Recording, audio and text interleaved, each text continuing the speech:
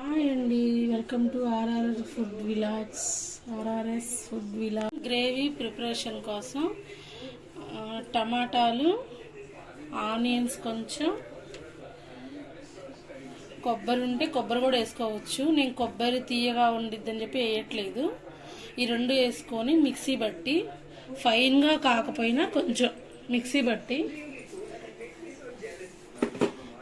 పక్కన పెట్టుకుందాం.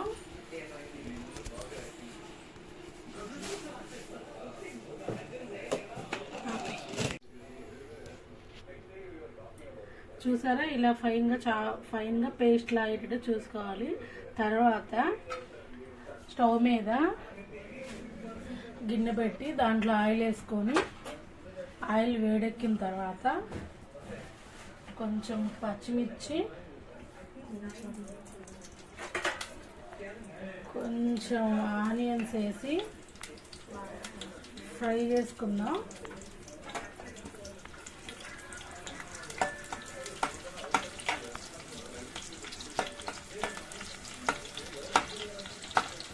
ఇది ఏంటంటే అర్జెంటుగా కర్రీ అవ్వాలి అన్నప్పుడు ఇలాగే వండుతాను నేను. కొంచెం నిదానంగా టైం ఉంది చేద్దాంలా అంటే వేరేలాగా వండుతాను. ఒక్కోసారి ఒక్కోలా ఎలా అనిపిస్తే అలా చేస్తూ ఉంటాను నేను. కానీ టేస్ట్ మాత్రం ఎలా చేసినా బాగానే వచ్చింది. ట్రై చేసి చూడండి, మీకు కూడా నచ్చుతుంది. అవి కొంచెం ఎగ్గానే కొంచెం చూడండి, కలర్ చేంజ్ అయిపోయినాయి కదా.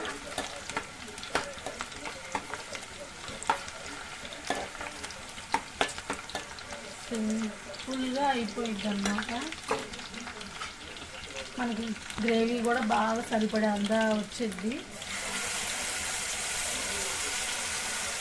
నీళ్ళుగా లేకుండా కర్రీ అంతా బాగా వచ్చింది. చూద్దాం, మనం వేసుకున్నాం కదా. ఇలా పేస్ట్ అంతా వేసుకొని కలుపుకోవాలి. దీంట్లోనే అల్లం వెల్లుల్లి పేస్ట్ కూడా ఒక స్పూన్ వేసుకున్నాం. ఇది కూడా బాగా కలుపుకోవాలి. అల్లం పచ్చివాసన ఇదంతా ఒకేసారి అయిపోయింది. ఇట్లా వేరువేరుగా వేసుకున్న టేస్ట్ వేరేగా ఉండిద్ది. ఎందుకు అన్నీ కలిపి ఒకేసారి పేస్ట్ చేయొచ్చు కదా అనుకోవచ్చు మీరు. కానీ అలా చేస్తే వేరేలా టేస్ట్ మారిపోయింది. మసాలా టేస్ట్గా ఉండాలి, ఫ్రెష్గా అనుకుంటే ఇట్లా సపరేట్గా వేయించుకుంటేనే బాగుండిద్ది. ఇది పచ్చి మసాలానే. వేరేలా చేయాలి మనం అనుకుంటే వేరేగా వేయించుకొని టమాటా, ఆనియన్స్ అవన్నీ బిర్యానీ ఫ్లేవర్ వచ్చేటట్టు లవంగాలన్నీ వేసుకొని వేయించుకొని ఆ ఫ్లేవర్ వేరుగా ఉండిద్ది. రెస్టారెంట్ ఫ్లేవర్ లాగా ఉండిద్ది అది. ఇది మన హోమ్ మేడ్ ఫ్లేవర్ లాగా ఉండిద్ది. మన ఇంట్లో న్యాచురల్గా చేసుకునే విధంగా ఉండిద్ది. చూసారు కదా, ఇలా మగ్గింది కదా, ఆయిల్ పైకి వస్తుంది చూసారా. ఇలా పైకి రాగానే మనం పీసెస్ వేసుకుందాం. కొంచెం కారం కూడా ఇప్పుడే వేసుకున్నాము. కారం ఎవరెవరి టేస్ట్ తగ్గట్టు వాళ్ళు వేసుకోవచ్చు, ఇంతే అంతా అని లేకుండా. నేనైతే ఏం కొలతలు చెప్పట్లేదు, ఎందుకంటే అందరూ ఒకేలా తినం కదా. మనం కారం అనేది చూసుకొని వేసుకోండి. ఇది కూడా ఫైన్గా కలిసిన తర్వాత ఇప్పుడు చికెన్ పీసెస్ వేసుకుందాం.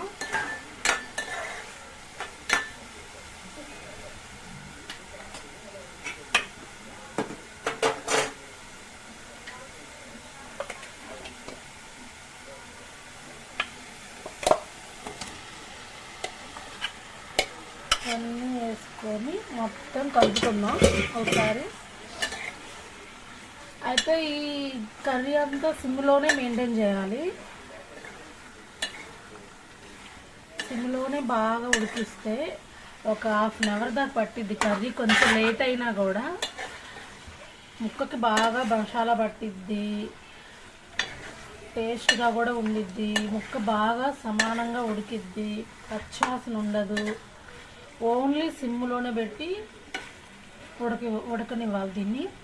ఇప్పుడు కొంచెం కరివేపాకు వేసుకుందాం.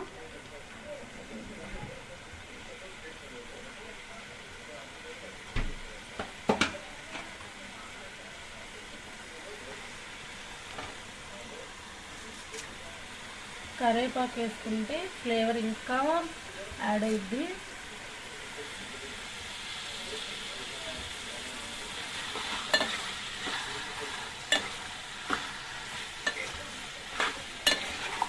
ఇది కలిపేసి సిమ్లో పెట్టేసుకుందాం. ఎప్పుడూ ఒకేలా కాకుండా ట్రై చేస్తూ ఉంటాను నేను. నాకు తెలిసిందే, నేను చేసేదే మీకు కూడా చూపిస్తున్నాను. చూసి వదిలేయకుండా ఒకసారి ట్రై చేయండి, మీకు కూడా బాగా నచ్చిద్ది. ఈలోపు మనం పక్కన పెట్టుకున్నాం కదా సిమ్లో కర్రీ, అది ఎంత ఉడికొచ్చిందో చూద్దాము. చూసారా, వాటర్ అన్నీ బయటకు వచ్చినాయి. ఇట్లాగే సిమ్లో ఈ రైస్ అయ్యేదాకా కూడా ఉడికించుకుంటూ ఉంటే రైస్ అయిపోయటానికి కర్రీ కూడా అయిపోయింది.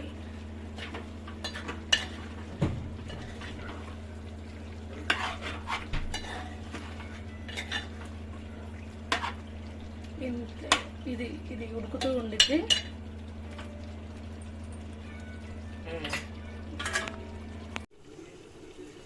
కూర ఎంత ఉడికొచ్చిందో చూద్దాం. ఇది కూడా ఓకే, ఆయిల్ వచ్చేసింది.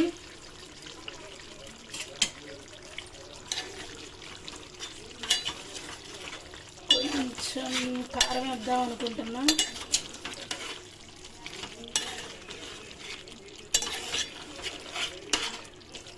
మనకి గ్రేవీ సరిపోదు అనుకుంటే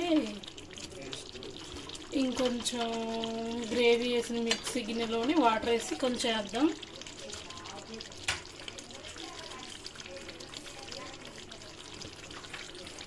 మామూలుగా అయితే సరిపోయిద్ది.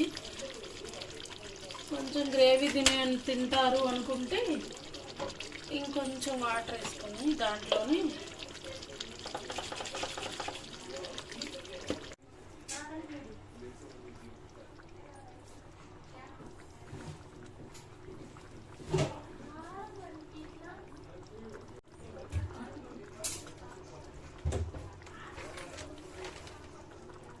ఇంకొక స్పూన్ కారం వేద్దాం.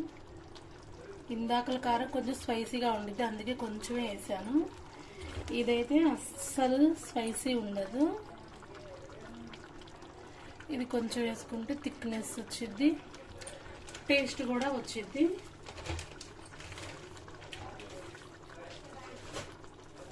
చూసారా కలర్ ఎలా వచ్చిందో, కాశ్మీర్ కారం వేసుకుంటే అలా ఉండిద్ది, అలా ఉంది కదా. ఇప్పుడు దీన్ని కలిపేసుకుందాం.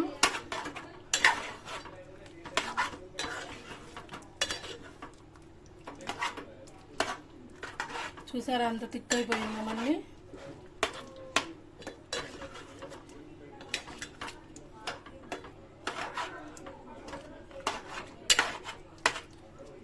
బాగా కలిపాను. ఇప్పుడు వచ్చి సాల్ట్ ఒకసారి చూసుకుందాం. సాల్ట్ కొంచెం తక్కువగానే ఉంది, వేసుకుందాం. మళ్ళీ సాల్ట్ కొంచెం వేసాను.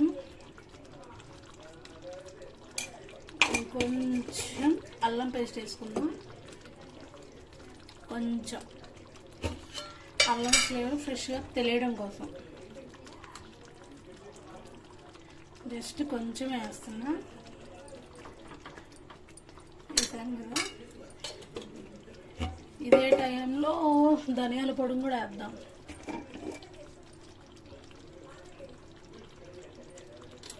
ఒక స్పూన్ ధనియాల పొడి వేసా కదా, కొంచెం కూడా వేద్దాం.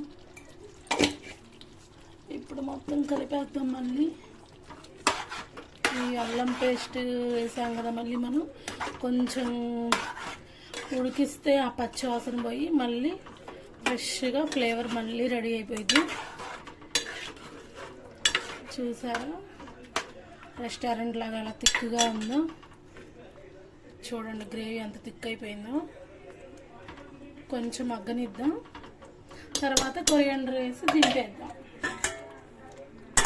కర్రీ ఎలా ఉందో చూద్దాం అన్నీ వేసిన తర్వాత. ఓకే, నూనె అంతా బయటకు వచ్చింది చూసారా. మళ్ళీ ఇప్పుడు కొత్తిమీర వేస్తున్నాను. కొత్తిమీర వేసి అలాగే వదిలేద్దాం. ఇలాగే వదిలేసి మూత పెడితే ఫ్లేవర్ ఇంకా బాగుండిద్ది. ఓకే, అయిపోయింది కూర.